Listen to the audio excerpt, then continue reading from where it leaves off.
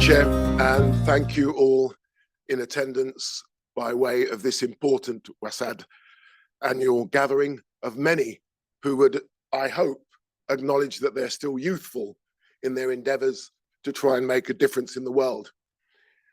I'm going to share with you in 15 minutes 3 decades of a journey that sees the birth of Sport for Development for Peace, its ability to engage, equip and empower young people who may not have had the educational attainment or opportunity to realize their potential.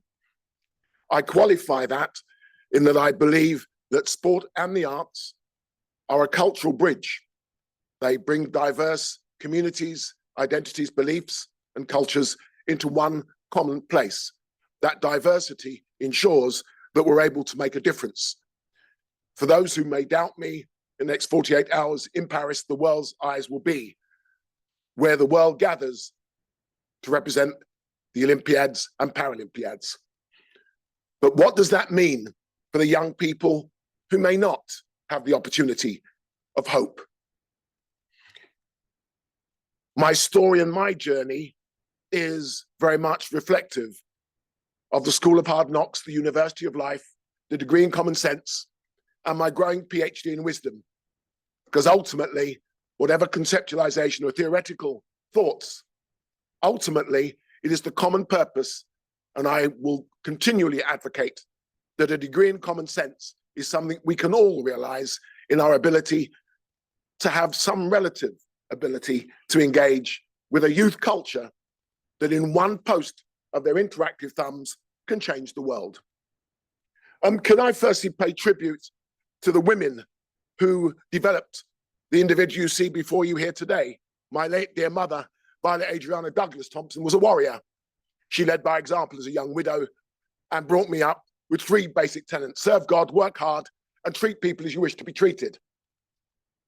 As a result of that, I have gender DNA always coursing through my ears. And gentlemen, you know it exists, so it is always a balance.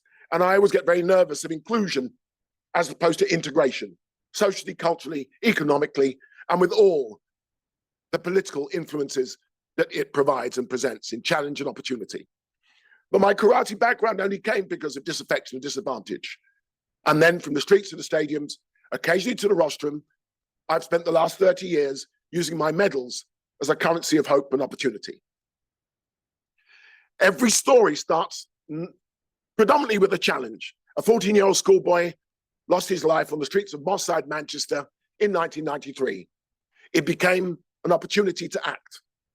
And we would do well to remember everything we fight for in equality, diversity, and inclusive integration comes from having to fight individually and collectively. A youth charter was launched, but we believe that the youth charter should see every single young citizen of the world as a fundamental human right to access sport, arts, and cultural activity as part of their mental, physical, emotional health and development. When this right is denied, I believe it has a number of societal negative impacts. And the quality of life impacted negatively can not only be of damage to the individual, communities, but society as a whole. We engage young people through sport, art, and culture, but the digital piece is not at the expense of the software between their ears. It is an extension. It is not the artificial intelligence that is replaced in and at the expense of the emotional intelligence. We then equip them with a mental, physical, emotional resilience that realizes their God-given talents and potential. And then finally, we empower them with that confidence that sees them achieve further higher education, employability, or entrepreneurship. That is the ecosystem. The proven, pioneered, and campaigning and brokered roles are there for you to do your own due diligence. But ultimately, we have 3 major pillars that engage our projects and programs. A community campus, because I believe it's a whole community approach of young people and intergenerational development that sees the art of the possible restore balance in a very uncertain world. A social coach leadership program, where that, again, intergenerational wisdom and life lived experience establishes confidence, trust, and respect.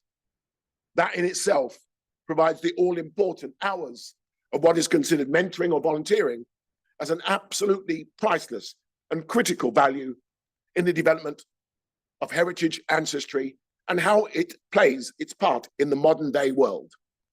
And then the youth-wise activities, education, both in the classroom, the playground, and beyond the school gate. 24/7 learning does not sit now only in the classroom. So we have informal and formal education modules that use sport and the arts to deliver numeracy, literacy, geography, a whole suite of educational attainment. That is delivered with an extrapolation of the Sustainable Development Goals. And I just wish to leave this as a thought. Many young people in communities that need to be empowered do not know what the UN Sustainable Development Goals are and would not know how they will impact their lives. That is a significant challenge that we face. And I think it's an opportunity that should be seized. With education, health, citizenship, environment, further higher education, employment, or entrepreneurship, collaboration and partnership, underpinned by equality, diversity, inclusion, and participation, are the goals that ultimately see statistics and data. But as you know, we're very much driven by research, empirical, quantitative, qualitative data sets.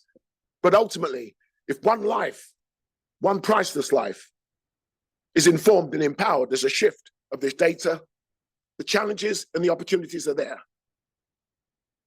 Half of the world's global community are under the age of 27. Therefore, we have to look at this data and we have to make sure it's meaningful in how it will make a real and sustainable difference in a global youth culture who are far too much artificially engaged with a parallel world. They live in a bubble. That bubble needs to become part of a global ecosystem. All of these rights and responsibilities that I would frame as youth justice, because the activism that drives them have to be accelerated at the pace that young people feel they can make their difference in the world. But all of these goals have to become meaningful, have to become sustainable in their impact. As 2030 fast approaches, what does that look like as a global action plan? Who plays that part? Having a world-class team, as diverse of even those who are present here, who give 2 hours a week back to one common plan, and I believe we can change the world. But I'm a dreamer. I look at the art of the possible, and all of these skills, all of these goals, ultimately become a global, national, and international partnership that deliver 7 of the 17 Sustainable Development Goals. The community campus is just that, a youth and community engagement model with 7 of those goals that delivers everything universal, social, cultural, and economic. The challenge and the opportunity will always be, I think, informed by how we work together. I believe the geopolitical role of sport in the major events, including Olympics, Paralympics, FIFA World Cups, and a whole equilibrium of events that brings the spotlight on the given host country or city, but leaves the opportunity of legacy. And legacy is what we leave behind. Legacy has different meanings to different cultures and even individual motivations. But what I'm seeking is the motivation of the collective. The community campus has all of the supporting collaboration and partnerships that map, tracks, and measures what I was told was a conceptualized theory when I presented to the World Bank in 2017. That was when the Millennium Goals were seen for Africa, and then we expanded it. And we took concept into a proven prototype. This campus is now live, a legacy of the Birmingham 2022 Commonwealth Games. And we did it on a shoestring. We did it with students and interns who brought their creativity and their innovation and their commitment to play their part in shaping the world they were going to inherit.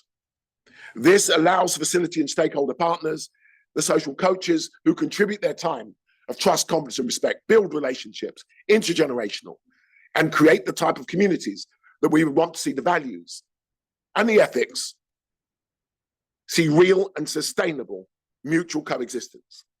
But all of this is real. All of this is relevant. But it doesn't happen until we have inspirational leadership. Beverly has spoken about leadership, and I'm a complete advocate. I'm not sure any of you have seen Woman King. Beverly, have you seen Woman King? Viola Davis, watch it, all you women. It is there for you to know your role and your part that you play. You lead, believe it or not. We are influenced, nagged, or complained. The last 3 minutes are the 3 minutes that it would take for me to win a competition that saw the mental, physical, and emotional ability to overcome my opponent and to realize the desired result. All of these images, and I pay tribute to the late Kofi Annan, UN Secretary General of the UN. He was an exceptional athlete, but he used his athletic prowess to develop mind, body, and ambition. And it was his conversation with the late Mary Glenn Haig, an IOC member and founding trustee of the Youth Charter, at the 2000 Olympic and Paralympic Games in Sydney, where we saw the UN Office for Sport for Development for Peace established. The late President Mandela used sport and the arts as a vaccine and antidote to help cure the ravaged disaffection and edge that could lead to a race war. But all that you see, and even the 2017 ability, Muhammad Ali, 2 hours every day, he gave back quietly. He believed that giving to others was the rent that you pay for your room in heaven. Confidence, conviction, dedication, giving, respect, and spirituality. That is the uniformity that I believe we bring, that we can provide, that we can allow ourselves the ability to give our young people what I believe is a fundamental human right. What that looks like primarily would suggest that that very collage of the work that we do, the diversity of that work, the intergenerational nature of that work, has to be about how we engage, equip, and empower. It has to be about how we collectively bring hope and opportunity. So this is our global call to action. It's an aspiration, but it's a challenge to each and every one of you. What I hope, after presenting to various opportunities by WASL over the last number of years, is that you will all embrace it. You will all take it forward, because it can only be done by we, the collective. There is no me in this. And I believe that if we genuinely identify with it and activate the networks that we all have, the world can be a better place. My mother taught me to say, please, thank you, and sorry. I do not apologize for presenting the art of the possible. I do plea and say, please embrace this call to action. And thank you, when you mean it, will get us over the line, beyond the line, and to a higher level of 2030, and knowing that we have all contributed to something great. It starts humbly, but it begins and is elevated positively. Our philosophy is there, but ultimately, vision without action is a dream. Action without vision is merely passing time. Vision with action can change the world. Patience is golden. It will always win the race. 3 decades on, this fight will continue, whether you choose to become part of the journey and fight for sport for development for peace. Thank you.